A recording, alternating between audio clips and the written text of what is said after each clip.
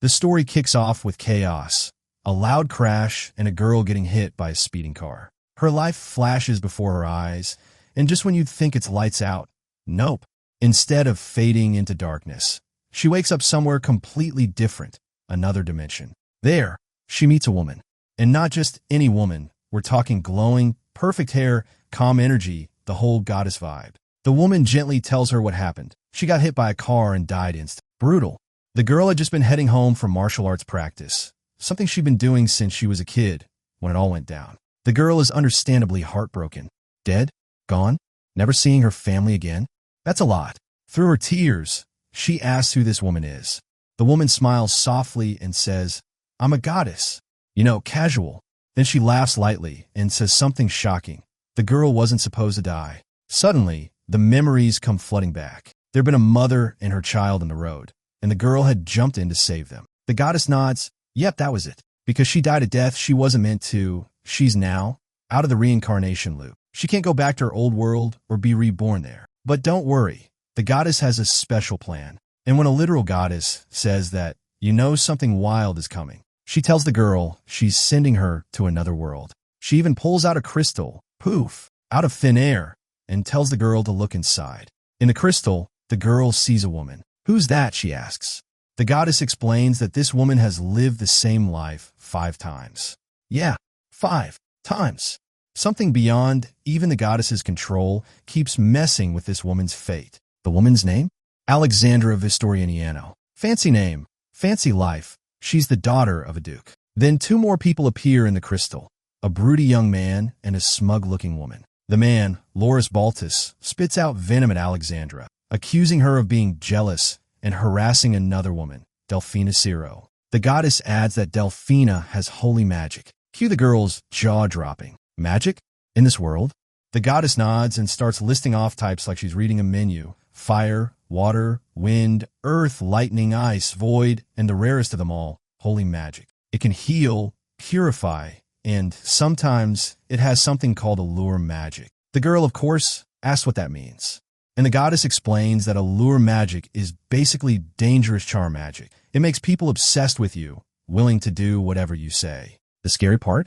Most people don't even realize it's part of holy magic. Delphina, naturally, has been using it to control men and ruin Alexandra's life. And it works horribly. The crystal shows 3 more men, Rosario Marchetti, Oresti, and Severin Frigorini. All noble sons, all under Delphina's spell. Most of them are even engaged. Yikes.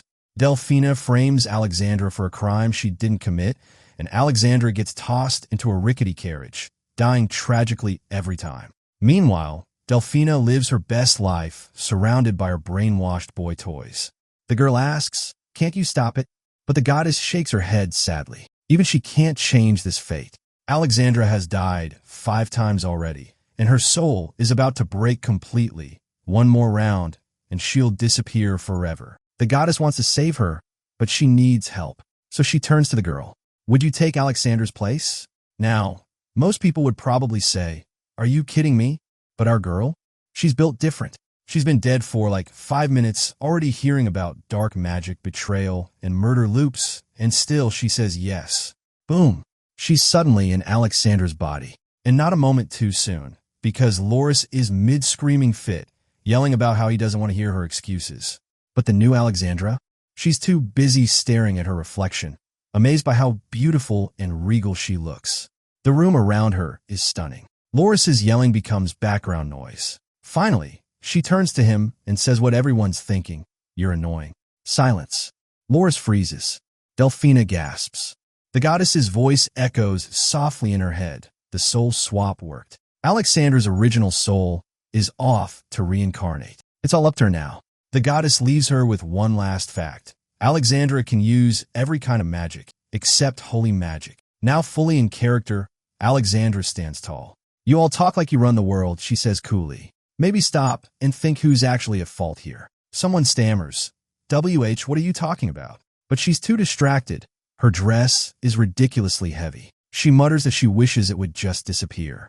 And then like magic, literally, it thins out. She sighs in relief. Much better. She glares at the group. You're all pathetic. Cheating on your fiancés, following that woman around like puppies. You're a disgrace. She points at Rosario and Oresti, calling them out by name. You used me as your scapegoat because you couldn't face your own mistakes. The men flinch. Oresti, out of pride or stupidity, raises a hand, but she stops him cold with a glare that could kill. Right then, a calm voice cuts through the tension. Am I interrupting something? It's Sever. Finally, someone with a brain. He immediately scolds Oresti for threatening a woman, then turns to Loris and asks why he's clinging to someone who isn't his fiancée. The room goes dead quiet. Sever lays into them all, calling out their lies, their betrayals, their blind loyalty to Delphina, and the fake accusations against Alexandra. Alexandra smirks. Good. Then let me return the favor. She warns Sever to stay out of her way. Sever chuckles nervously. Wouldn't dream of it. And just like that, our girl, the new Alexandra, has officially entered the chat. Alexandra kicked things off with Oresti, literally and figuratively. Seriously? She asked, cocking an eyebrow. You trembling just because someone else showed up? Oresti, clearly not the brightest candle in the chandelier, tried to grab her again. Big mistake. Turns out, Alexandra's martial arts skills didn't stay behind with her old body. She sidestepped him effortlessly, and the guy went flying like a sack of potatoes. He scrambled to his feet, red-faced and fuming. Don't get too full of yourself, he yelled, charging at her again. All wild swings and zero form. Alexandra barely broke a sweat before flipping him flat on his back again. Rosario, bless his dramatic heart, rushed over crying like his friend had been mortally wounded. Alexandra gave him a sweet smile, the kind that said I'm about to ruin your day, and promptly kicked him in the face. Down he went. Both men started wailing like toddlers denied candy. Alexandra just smiled, satisfied. What did you think was going to happen? She asked lightly. That you'd toss me into a carriage again? Not this time. The two idiots lay there, too beaten and embarrassed to stand, staring up at her like she was death itself. Meanwhile, Delphina, who hadn't even been touched, looked ready to faint. Alexandra strolled toward her with calm, deliberate steps. So, she said, voice smooth as silk, you're the one who said I harassed you? Delphina, now pale as milk, broke instantly. Tears welled up as she whispered an apology. Sorry, what was that? Alexandra teased, leaning closer. Alexandra never harassed me. Delphina cried out, sobbing. Good girl, Alexandra said with a smile that could slice glass. She turned slightly as the goddess's voice echoed softly in her mind, full of approval. The goddess praised her, said she'd done wonderfully. Because of her, the real Alexandra's soul had finally entered the cycle of reincarnation. Alexandra, the new one, asked if there was anything more she could do, but the goddess told her she'd done enough. Alexandra lowered her gaze with the air of a hero who'd just saved the world, again, and smiled proudly. No need to thank me, she said. But then the goddess hesitated. Actually, there's been a change. Before Alexandra could ask what that meant, the floor started to shake. Hard. The world cracked open beneath her, and she felt herself falling, spinning, tumbling through nothing. Everything went dark. When she opened her eyes, surprise. She was 5 years old. Again, a maid was gently brushing her hair in front of a mirror, and Alexandra stared at her small, chubby-cheeked reflection. Thanks, she murmured. Apparently, she'd fallen off a horse, giving her poor mother the scare of her life. Her mom burst into the room, scooping her up in a warm hug. Alexandra blinked, realizing she'd somehow replaced little Alexandra Vistorianiano on the 5th time loop. Soon, a familiar divine voice echoed in her mind, the goddess. Alexandra's memories had been fuzzy, but the shock from the accident brought everything back. The goddess smiled sadly. Your life has restarted, she said, but this is where my part ends. She explained that this was a fresh timeline, the first one where Alexandra had ever had a horse accident. I can't talk to you anymore, the goddess added softly, but I'll be watching over you, and I'll leave you a blessing. A blessing? Little Alexandra asked, tilting her head. The goddess chuckled. Yes, you'll be able to use every element. And just like that, her voice faded for good. Alexandra kept her memories, though being a 5-year-old kind of limited what she could do. So, for now, she did what any kid would do, cling to her mom until her dad and older brother, Janice, came rushing in. Her dad gently placed a hand on her head, using some kind of magic scan. His eyes widened. Her magical power. It's grown immensely, he said in awe. It's like she's been blessed by the gods. Her mom gasped. Her dad, proud but cautious, warned that if word spread, The royal family might try to marry her off, probably to the second prince. So he made a rule: Ally will never marry. 3 years flew by. Ally was now 8. It was the day of her first ever tea party. She'd spent years training, concealment and magic control with her parents, and today was her debut in noble society. Her best friends, twins Felicia and Felicita, or as Ally called them, CIA and Sita, waved her over excitedly. They grinned and asked if it was her first tea party. Ally nodded, expecting something formal and intimidating, but the twins laughed. "Oh, it's always like this, just gossip and snacks," CIA said. Then came the inevitable topic: boys. "Anyone catch your eye?" Ally asked playfully. The twins giggled. "Any guy who can't tell us apart isn't worth our time." Fair. They looked identical, but their vibes were totally different. Sita was wild and sunny. CIA was soft and calm. They were the only people who knew about Ally's secret magic power. As Ally sipped her tea, she noticed a commotion. A group of girls squealing. The boys had arrived. And not just any boys. The lineup included Loris Baltus, second prince, Rosario Marchetti, prime minister's son, Orest Rod, duke's son, and Sever Frigarini, the sorcerer chief's son. Basically, the main character squad. Everyone was swooning, but Ally just thought, they look familiar. She'd literally fought these idiots in another lifetime. Still, she tried to be civil. The boys, naturally, noticed her right away. She was gorgeous, polite, and, let's be real, radiating main heroine energy. They asked if she wanted to join them, and before she could say no, one boy stepped in and told the others to stop crowding her. He turned to Ally. "Are you okay?" "Yeah," she said, surprised. He smiled. "If you ever have trouble, you can count on me. I'm Loris Baltus." "Oh, great," Ally thought. "You again." Then the others introduced themselves: Orest, Rosario, and Orest. Ally smiled politely. When they asked why she hadn't come to previous parties, she just shrugged. "Guess this is the first time I got invited." They laughed and told her she should come more often. Orest, ever the genius, told the twins they still looked exactly alike. Rodo, though, noticed the difference right away. Their eyes, their energy, everything. The twins giggled. Finally, someone who can tell us apart. Ally sipped her tea again, eyeing Rodo. "Didn't I kick this guy in the face?" she thought. His eyes flickered, almost like he remembered something too. But instead, he smiled. "You're Lord Janus's sister, right?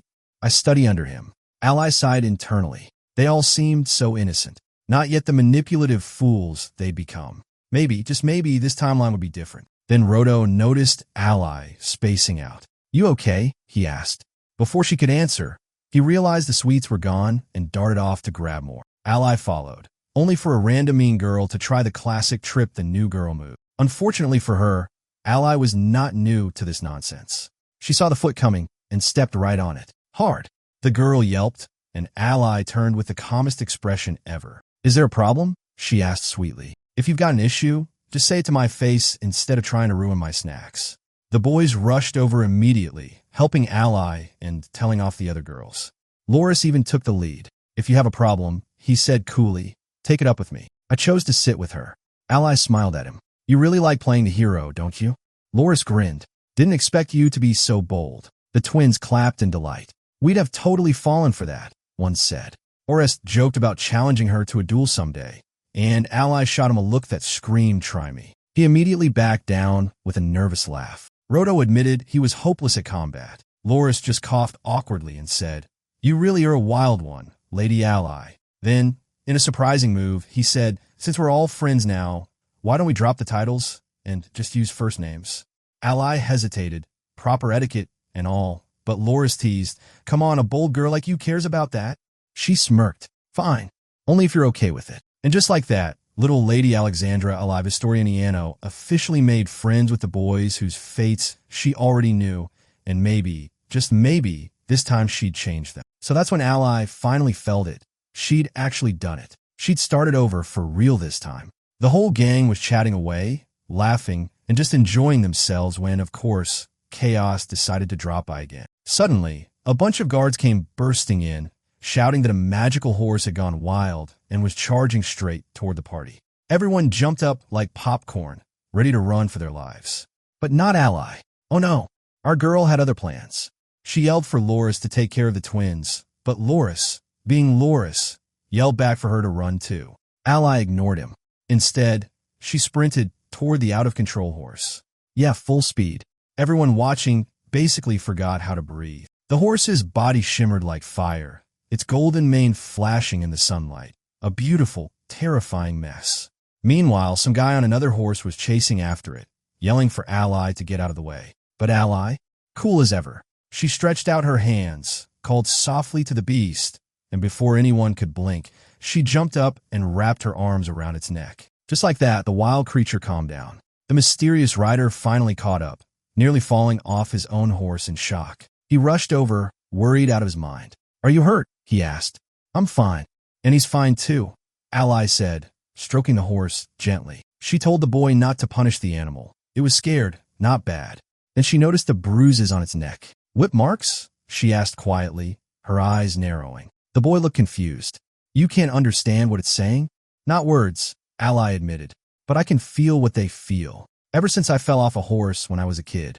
The boy stared at her like she'd just said she could talk to ghosts. "That's amazing," he said. "But what you did was insane. You could have been killed." Ally laughed softly. "Guess I got lucky." The boy smiled, then kissed her hand like some knight out of a fairy tale. "Thanks to you, the horse will live." Up close, Ally noticed how handsome he was. Long, pale hair, soft eyes. Then someone yelled, "Your Highness, Berto!" Oh. A royal aide ran up, scolding him for running off. Then he spotted Ally. "Wait, aren't you Janice's sister?" Ally blinked, suddenly realizing she had just tamed a prince's horse. She bowed quickly, stammering an apology, but the boy only laughed. "No need for that," he said. "I'm Alberto Baltus, crown prince of the realm. And you must be Alexandra. Can I call you Ally?" Then he got on one knee and kissed her hand again like a total drama prince. When Ally returned, the twins absolutely lost it. The crown prince, kissing her hand. They squealed so loud, they probably scared birds 3 miles away. Still, they were overjoyed she was safe, and maybe a little smug because they totally knew she'd be fine. Prince Alberto greeted everyone politely, apologized for the chaos, and thanked Ally again for saving the day. Loris was just happy his brother wasn't hurt, while the prince praised Ally for her quick thinking. The whole crowd clapped, and things slowly went back to normal. Later, when the prince rode off, he hugged his little brother goodbye. The girls immediately went full gossip mode, squealing about how handsome Alberto was. "Almost as pretty as Janice," one whispered. But Orest was still curious. What made the horse go nuts anyway? Ally frowned. He was in pain. There were whip marks. Turns out, the culprit was the daughter of Count Polidoro, caught red-handed in the stables with a whip. She'd apparently been bullying the other candidates, too, so she got booted from the prince's potential bride list. And speaking of brides, the palace was all abuzz about Alberto's future engagement. He was almost 14, so of course everyone was already matchmaking. But the prince wasn't interested in anyone. His mind drifted back to the brave girl who'd tamed a magical horse with nothing but courage and kindness. He smiled to himself, thinking she'd grow into an extraordinary woman, the kind you never forget. After that day, Ally, Loris, and the twins became even closer. They spent afternoons playing magic, dueling games, testing their powers. Ally kept winning, no surprise there, though she always held back some of her real skill. Loris was in awe. "Your magic's incredible," he said after losing for the 10th time. Ally grinned. "My dad used to say magic is just imagination. I guess all those RPG battles from my old life paid off." Loris admired her even more, her energy, her optimism. He thought she was just some quiet, noble girl, but now he saw the real her, bold, clever, and full of life. The twins agreed, calling her one of their dearest friends, past, present, and future. The sweet moment didn't last long, though. A loud announcement cut through the laughter. 2 engagement candidates for the princes would arrive tomorrow. Instantly, the boys' faces fell. The kids huddled behind a bush to spy on the newcomers. 2 elegant women sipping tea in the gazebo, both looking like they'd stepped out of a painting. Loris whispered, "They're daughters of a count. I may have memorized all my brother's potential matches." Rato squinted. "Wait, look at the one on the right. Something about her seems off." And just like that, the next round of royal drama was about to begin. So there they were, spying on a fancy tea party like total pros, when Rod suddenly narrowed his eyes. "The one on the right," he whispered. "She's acting weird." And sure enough, Miss Suspicious pulled out a tiny tube and sneakily poured its contents into the prince's tea. Everyone froze. Oh no, was that what they thought it was? Before anyone else could move, Ally shot up like lightning. Prince Alberto, don't drink that, she yelled, sprinting toward the gazebo. The ladies gasped as Ally practically tackled the prince's arm just before he could take a sip. Loris rushed in behind her, shouting, I saw Lady Galdiera put something in your tea. Prince Alberto just blinked, calm as ever, and gave the woman his signature polite but deadly smile. Is that true, Lady Galdiera? The woman tried to play innocent. I have no idea what they're talking about, she stammered, her voice all shaky. But then, oh, this was perfect. A little squirrel hopped onto Ally's shoulder, holding the exact same tube in its tiny paws.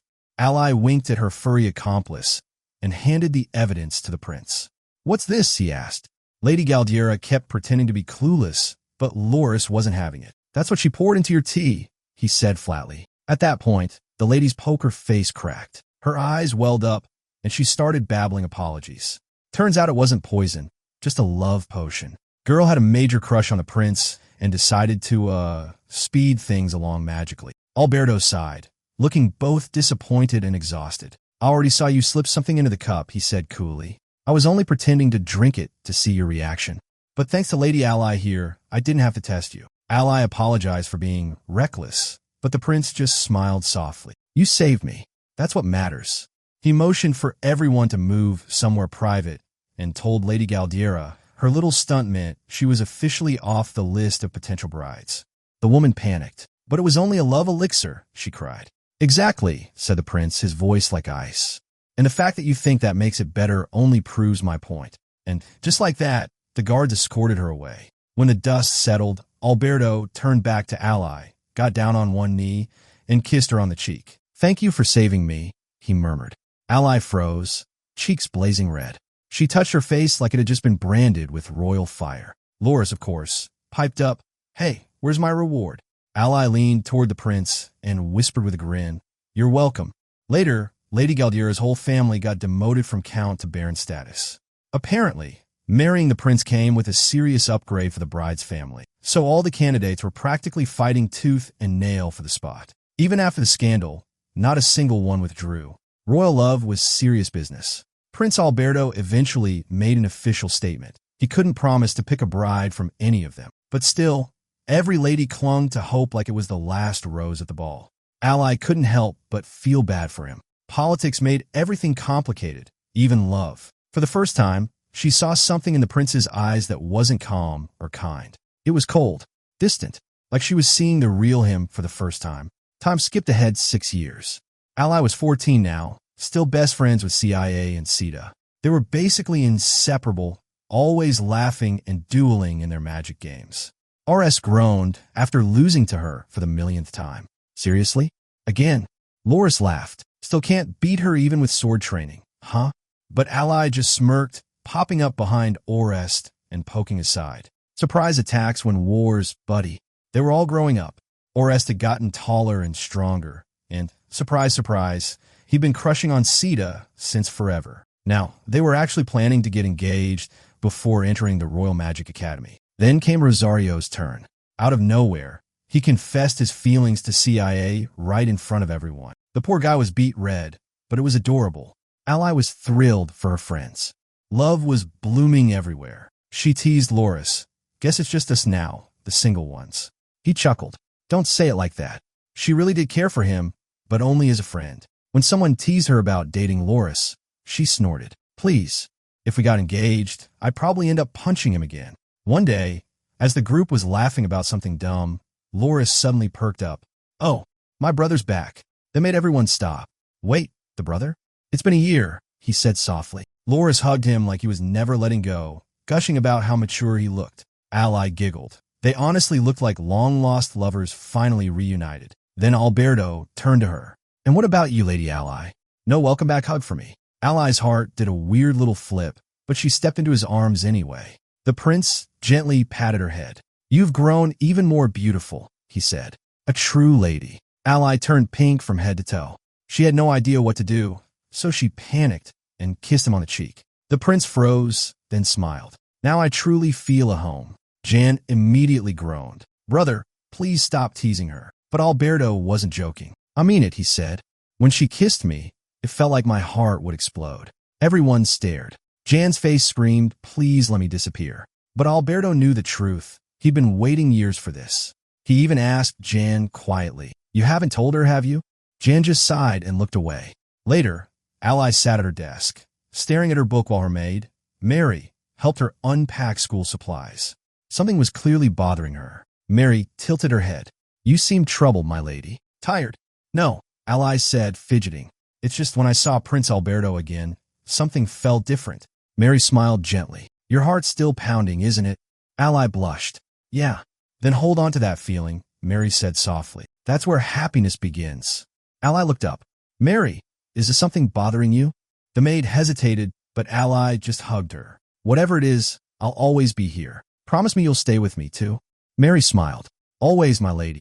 Later, as Ally went back to her reading, Mary suggested, "Why don't you make protective charms for your friends? With everyone being nobles and royals, they're bound to attract trouble." Ally loved the idea, except for one tiny problem. "I have no clue how to make one." Mary laughed softly. "It's simple.